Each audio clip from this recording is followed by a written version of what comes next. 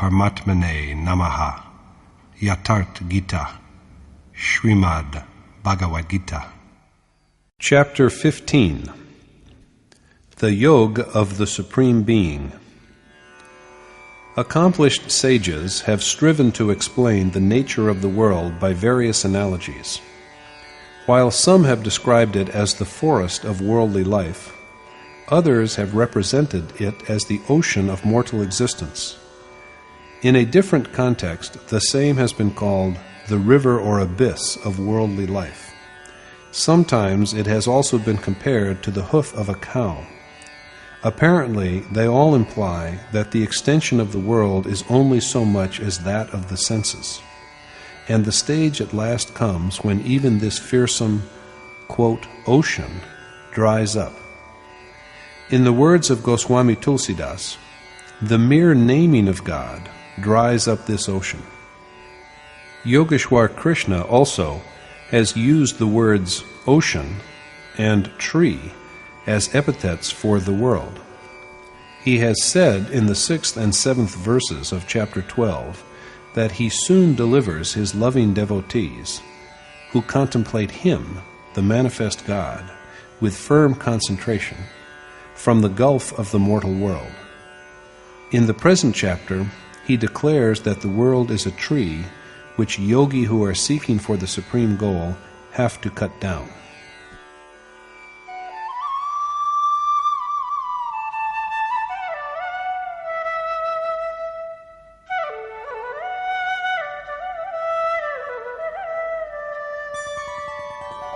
ऊर्ध्वमूलमधःशाखम् अश्वत्थं प्राहुरव्ययम् छन्दांसि यस्य पर्णानि यस्तं वेद स वेदवित्. The Lord said, "He who knows the peepal tree that the world is, with its roots above and branches below, and which is said to be imperishable, and of which Vedic verses are the foliage, is a knower of the Ved." The root of this everlasting peepal, fig tree, like world, is the God above, and its boughs are the nature below. A tree does not even last till the symbolic tomorrow, but the tree of the world is indestructible. Two things are immortal according to Krishna. The first of these is the everlasting world, and then beyond it there is the eternal Supreme Spirit. The Ved are said to be the leaves of this tree of the world. The man who observes this tree well, along with its root, and is aware of its reality, is an adept in the knowledge of Ved. The man who has perceived the truth of the world tree, rather than one who has merely perused holy books, is the true knower of the Ved.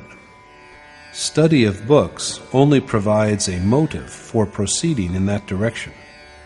It may well be asked at this point why the Ved are needed instead of leaves.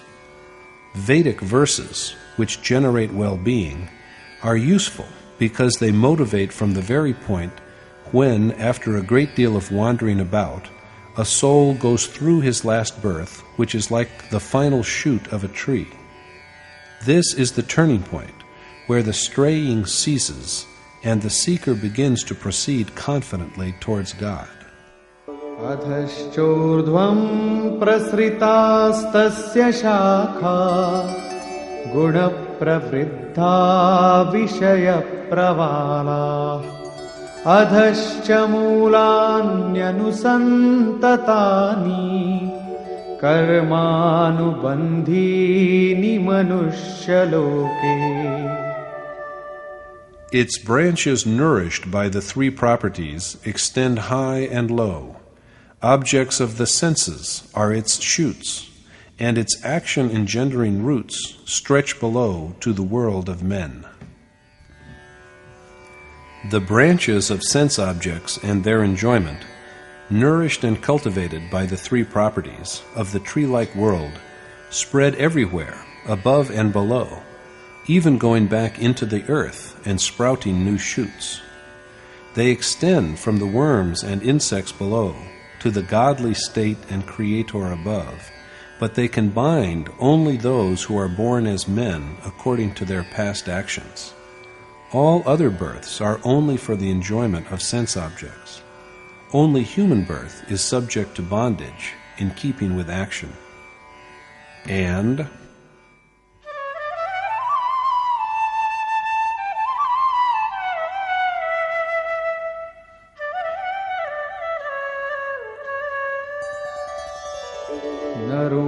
रूपमस्येह तथोपलभ्यते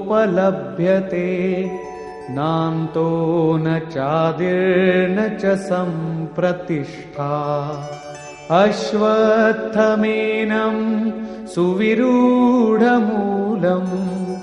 असङ्गशस्त्रेण दृढेन चित्वा.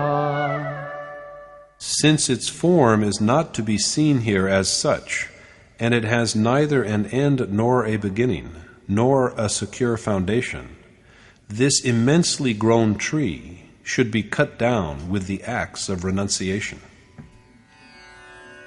The world tree does not have a firm existence because it is changeable, so it has to be felled with the axe of total abandonment.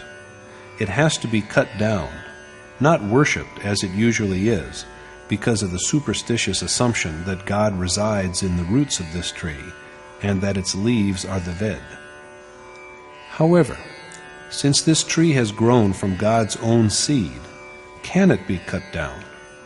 In fact, the meaning of this cutting down is escape from nature, which is accomplished by renunciation. But what is to be done after the tree has been cut down?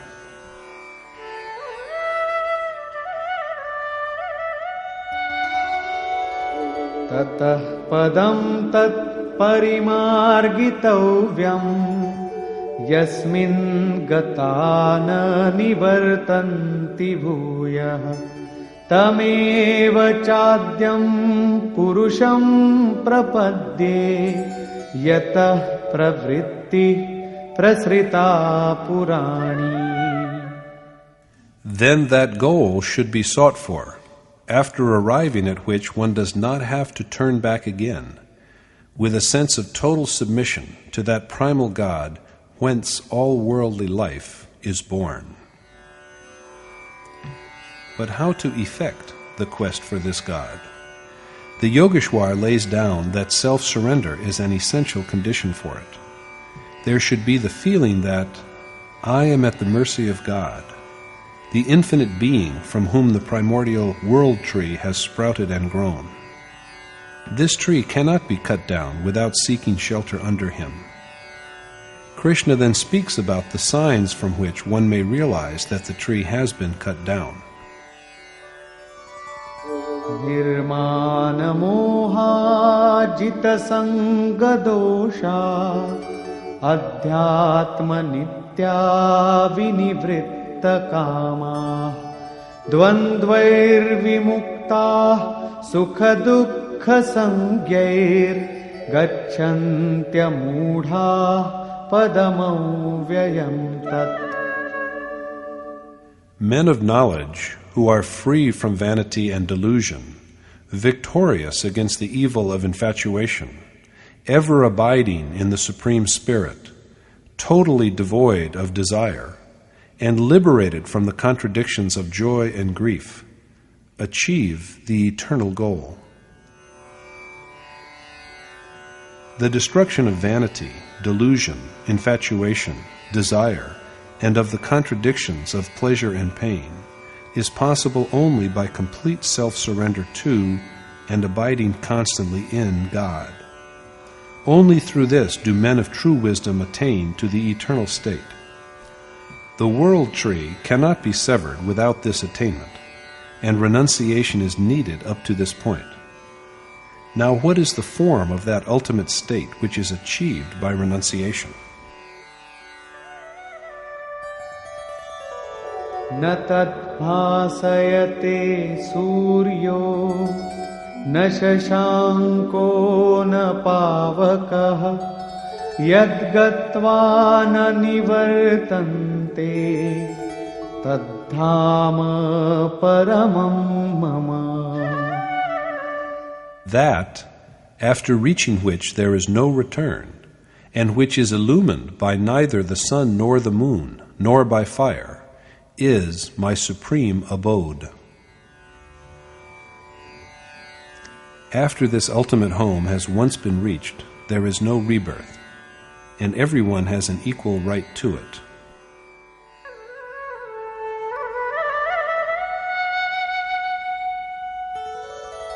Mamaivansho jivaloke jivabhutah sanatana manah shashthani indriyani prakritisthani karshati. The immortal soul in the body is a part of mine, and it is he who attracts the five senses and the sixth, the mind, that dwell in nature. Krishna now explains how it is so.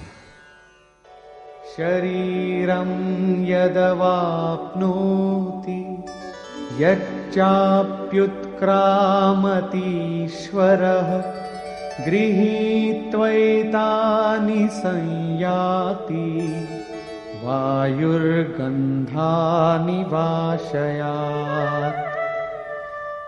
Like the wind carrying a scent from its source, the soul that is Lord of the body also bears along with him the senses and the mind from its previous body and assumes a new one. The soul carries with him the propensities and mode of action of the mind and five senses of the body from which he departs and takes them into his new body. The next body is immediately assured, and that is why Krishna asked Arjun earlier how he had happened to be a victim of the misconception that the departed souls of ancestors would fall from heaven in the absence of obsequial rice cakes and water libation offerings. However, the immediate question is what the soul does after going into a new body, and what truly are the five senses along with the mind. Shrotram chakshuh sparshanam cha rasanam ghranameva cha adhisthaya manaschayam vishayanupasevate. Governing the senses of hearing, sight, touch, taste, smell, and also the mind, he, the soul, experiences objects through them. But it is not seen to be so, and everyone is not able to see it.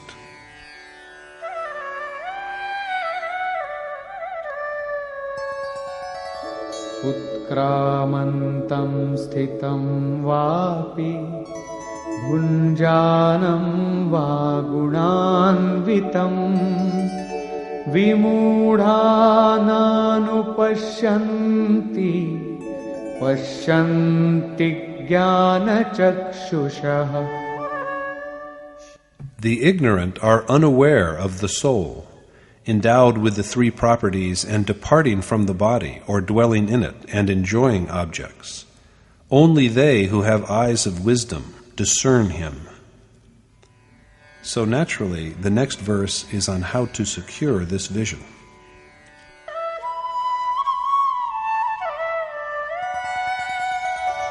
Yatanto yoginaschainam pasyantyatmanyavasthitam yatantopyakritatmano nainam pasyantyachetasaha. Yogi know the essence of the soul dwelling in their heart, but the unknowing, who have not purified themselves of evils, fail to see him even after much endeavor. By restraining their minds from all directions and through earnest endeavor, yogi perceive their soul. But men with an unaccomplished soul, that is, with unclean mind and heart, fail to see him even though they strive for it. This is because their mind and sense organs are impure. Only by making a strenuous effort to subdue their mind are sages enabled to apprehend their self. So contemplation is a necessity.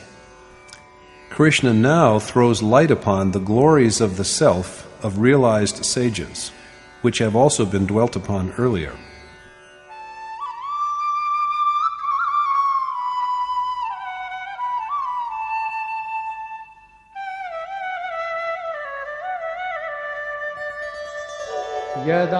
यदादित्यगतं तेजो जगद्भासयतेऽखिलम् यच्चन्द्रमसि यच्चाग्नौ तत्तेजो विद्धि मामकम्. Know that the radiance of the sun that lights up the world, and of the moon and fire, is my own effulgence. Next, he points out the sage's task. गामाविश्य च भूतानि धारयाम्यहमोजसा पुष्णामि चौषधीः सर्वाः सोमो भूत्वा रसात्मकः. Permeating the earth, I support all beings with my radical energy, and, like the ambrosial moon, I provide the sap that nourishes all plants. And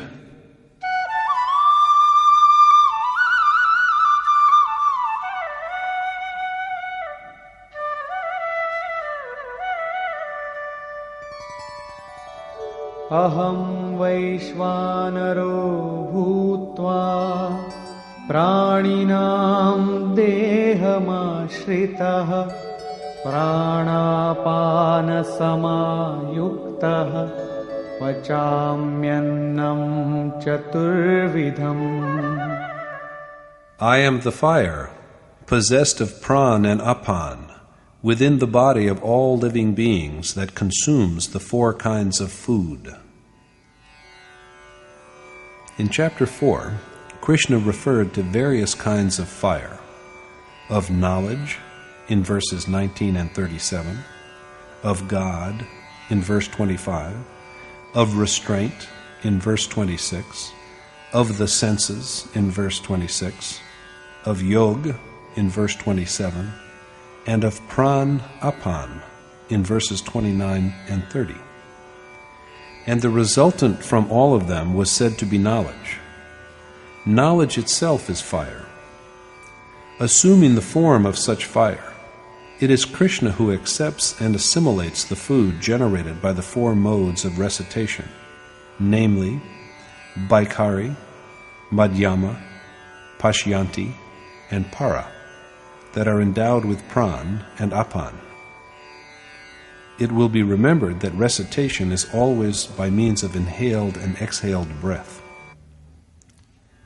According to Krishna, God is the only food, manna, with which the soul is so placated that it never feels any hunger again. We give the name of food to accepted nutrients of the body. But God alone is the real food, and this food is brought to ripeness only by going through the four steps of Baikari, Madhyama, Pashyanti, and Para. Some wise men have also called them name, nam, form, rup, revelation, lila, and abode, dham. At first, the name is pronounced audibly. Then, gradually, the form of the adored God begins to take shape within the heart. Subsequently, the worshipper begins to view God's dalliance in his breath, how he pervades every atom of the universe, and how he operates everywhere. Perception of the works of God within the sphere of the heart is lila. Rather than enactment of folk plays based on the legends of Ram and Krishna, it is perception of the operations of God within the realm of the heart that is the true lila. And the supreme abode is reached when the touch of God begins to be felt after the perception of his operations. Knowing him thus, the worshipper comes to dwell within him.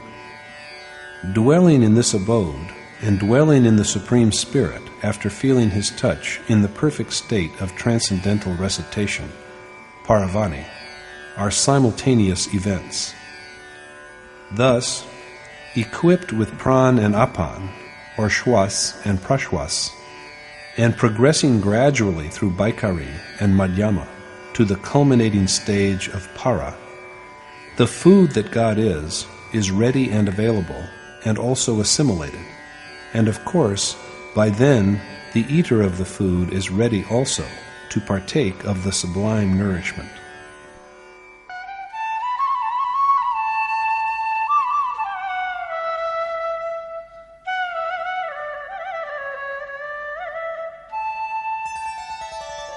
सर्वस्य चाहं हृदि सन्निविष्टो मत्तः स्मृतिर्ज्ञानमपोहनञ्च वेदैश्च सर्वैरहमेव वेद्यो वेदान्तकृद्वेदविदेम चाहम्.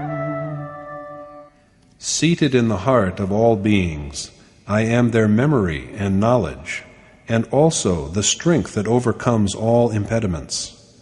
I am that which is worthy of being apprehended by the Ved, and I verily am the author of the Vedant, as well as their knower. Krishna exists as the omniscient presence in the heart of all beings, and it is because of him that the Supreme Spirit is remembered. Memory here signifies the recalling of the forgotten essence of God. There is clearly here a representation of the moment of realization. Knowledge that comes with memory and the ability to overcome difficulties are also gifts from Krishna. He is also a fit subject for knowing by all the Ved. He too is the author as well as end of the Ved. Knowledge comes when he is separate, but who will know whom when the worshipper has perceived him and become one with him? Krishna is also knower of the Ved. He said at the beginning of the chapter that the world is a tree, of which the root is the God above, and all of the branches below are nature. The one who can distinguish the root from the branches that are nature knows the essence of it, and he is versed in the Ved, or sacred knowledge. Here, Krishna says that he is such a one, knower of the Ved. He thus puts himself on a par with other scholars of the Ved. Thus it is again stressed that Krishna was a sage who knew the truth, truly a Yogeshwar, a lord of yoga among yogi. The subject is concluded here, and now he goes on to say that there are two kinds of beings, or Purush.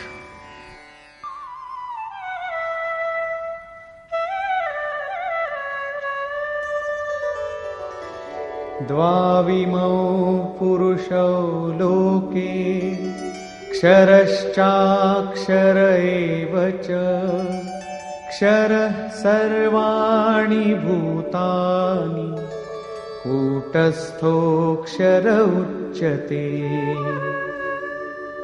There are two kinds of beings in the world, the mortal and the immortal. Whereas the bodies of all beings are destructible, their souls are said to be imperishable. The person, male or female, who has restrained their senses along with the mind, that is, whose body of senses is steady, is said to be imperishable. The perishable person exists today, but may not even exist tomorrow. But this too is soul in a particular condition. There is, however, another self beyond these two.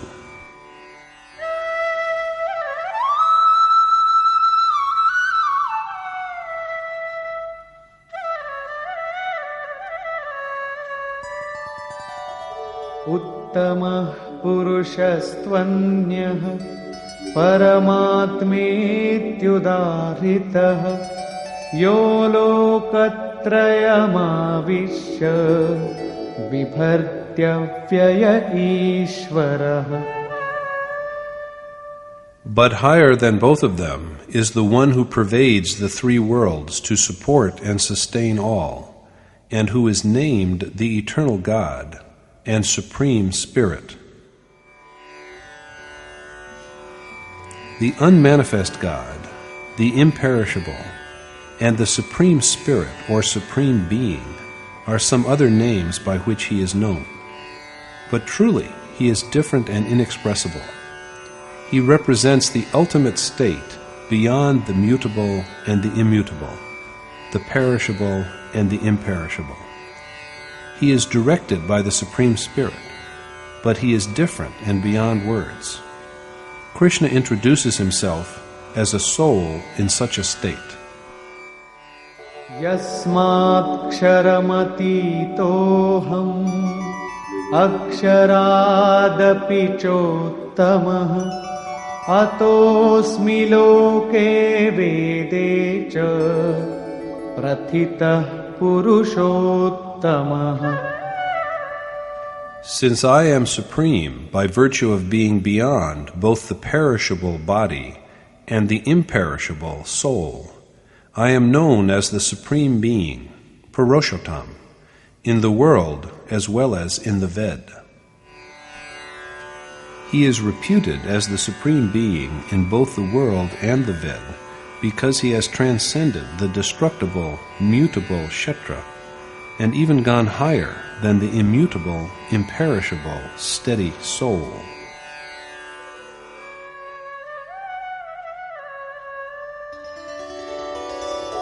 Yo mamevamasambudho janati purushottamam sasarvavid bhajati mam sarvabhavena bharata. The all-knowing man, who is thus aware of my essence, O Bharat Arjun, as the Supreme Being, always worships me with perfect devotion. Such a worshipper is not separate from Krishna.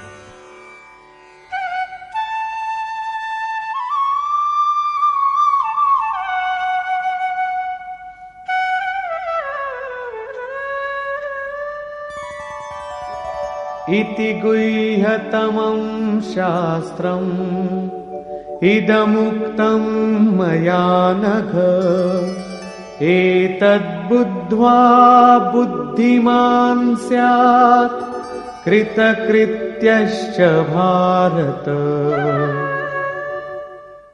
I have thus instructed you, O the sinless Arjun, in this most subtle of all knowledge, because, O Bharat, by knowing its essence, a man gains wisdom and accomplishes all his tasks. Krishna thus enlightens Arjun on the most secret knowledge by being well acquainted with the essence of which a man becomes all-knowing and gains his object. So this instruction by Krishna is a complete sacred precept in itself. This mysterious knowledge of Krishna was most secret. He told this to only devotees.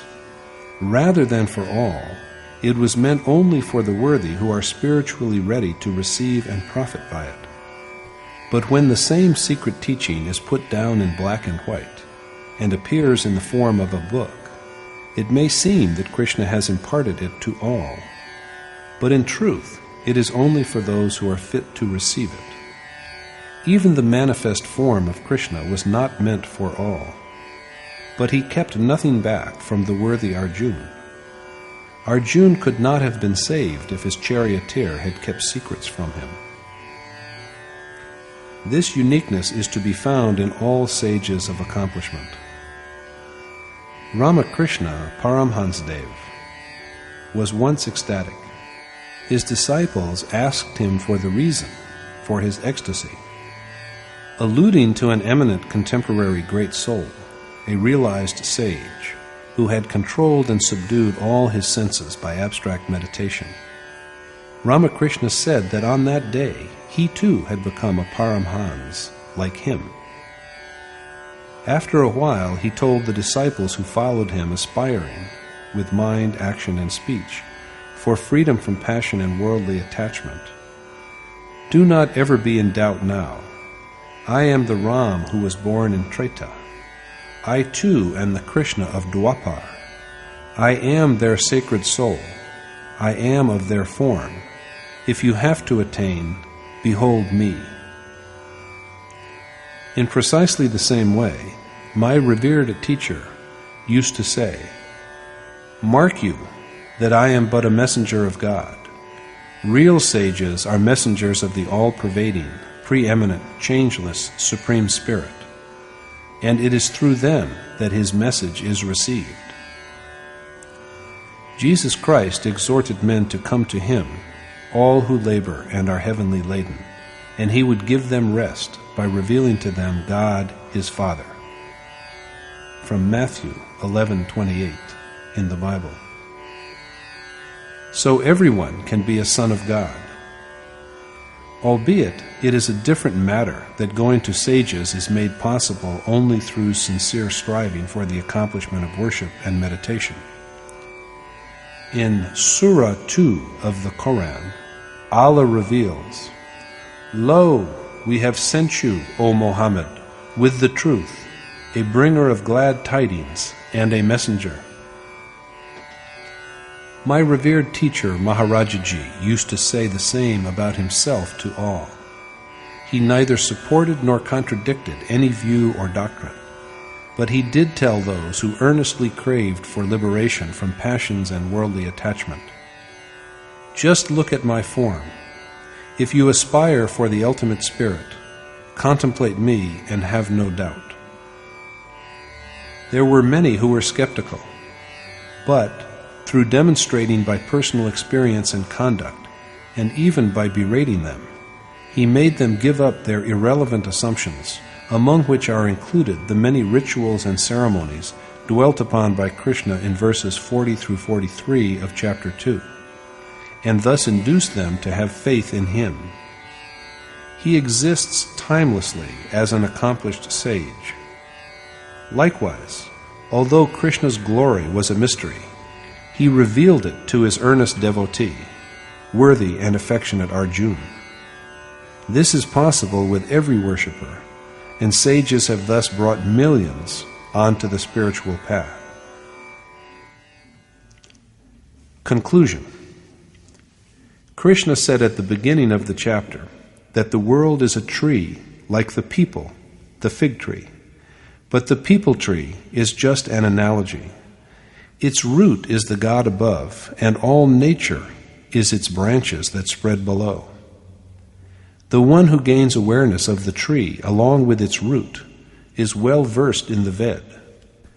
The branches of this world tree, as well as its roots, are everywhere, high and low, because it has sprung from the God whose seed, the soul, resides within the heart of every being.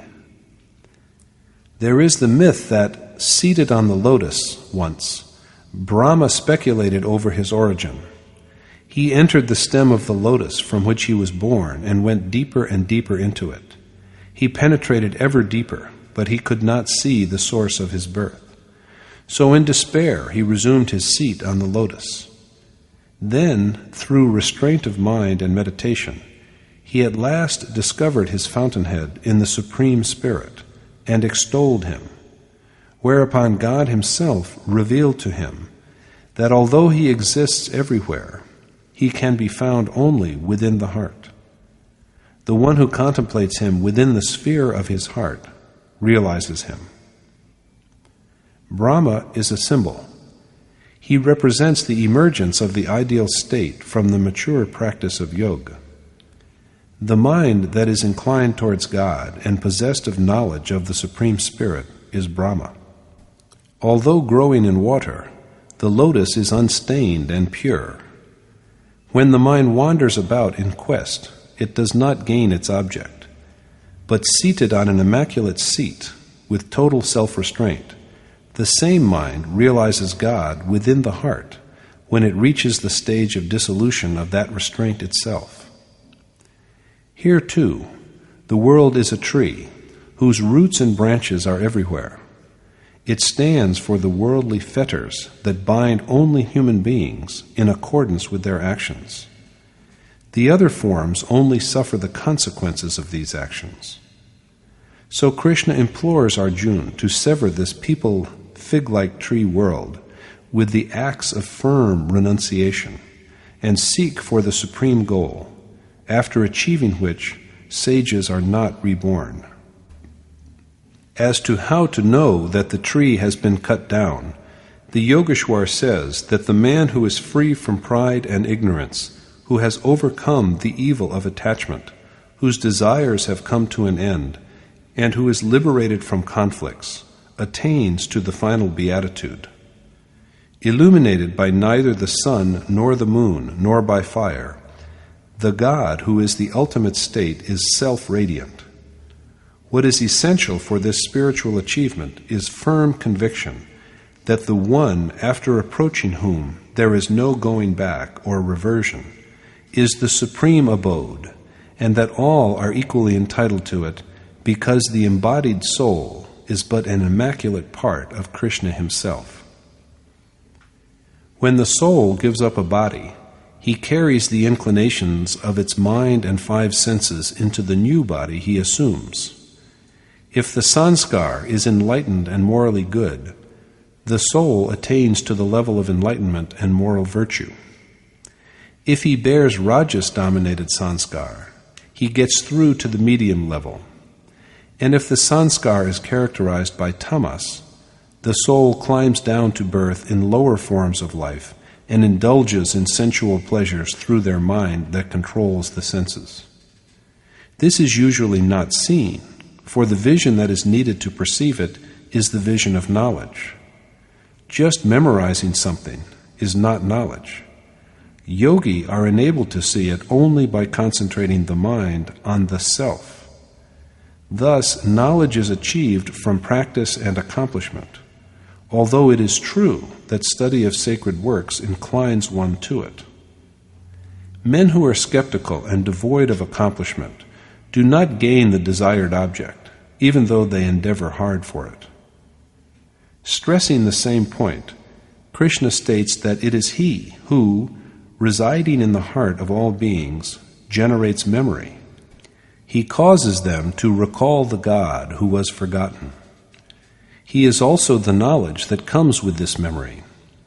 It is also by him that the hurdles in the way are surmounted. He alone is fit to be known, and he too is the one who represents the end of this knowledge after it is known. And since after this point the knower and the known are one, knowledge is irrelevant, for now who is there to know and who to be known? Krishna is knower of the Ved, of the divine truth. He has said that he who knows the world tree, along with its root, is versed in the knowledge of the Ved. But this knowledge comes only to him who cuts down the tree. Now he says that he is knower of the Ved. He counts himself as one of those who are initiated into the wisdom of the Ved. So Krishna too is here a sage knower of the Ved, the knowledge of which all of mankind is entitled to. At the end, it is said that the world has 3 kinds of beings. All the bodies of beings are transitory, but the same being is imperishable in the state when the mind is steady, although it is subject to contradictions. And even higher than this is the transcendental God, who is said to be unmanifest and eternal, and who is indeed unique. This is the being beyond transience and permanence. This is the ultimate being. As one with this being, Krishna is also the same, identical with this being, beyond the destructible and the indestructible, because of which he is known as the Supreme Being. Enlightened seekers who know the Supreme Spirit thus worship Krishna wholeheartedly. There is no anomaly in their knowledge. It is this most secret knowledge that Krishna imparts to Arjun. Sages of attainment do not reveal it to all, but they also do not hide it from the deserving.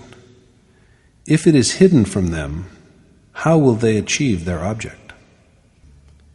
Thus concludes the 15th chapter in the Upanishad of the Srimad Bhagavad Gita on the knowledge of the Supreme Spirit, the discipline of yoga, and the dialogue between Krishna and Arjun entitled Purushottam Yoga, or the Yoga of the Supreme Being.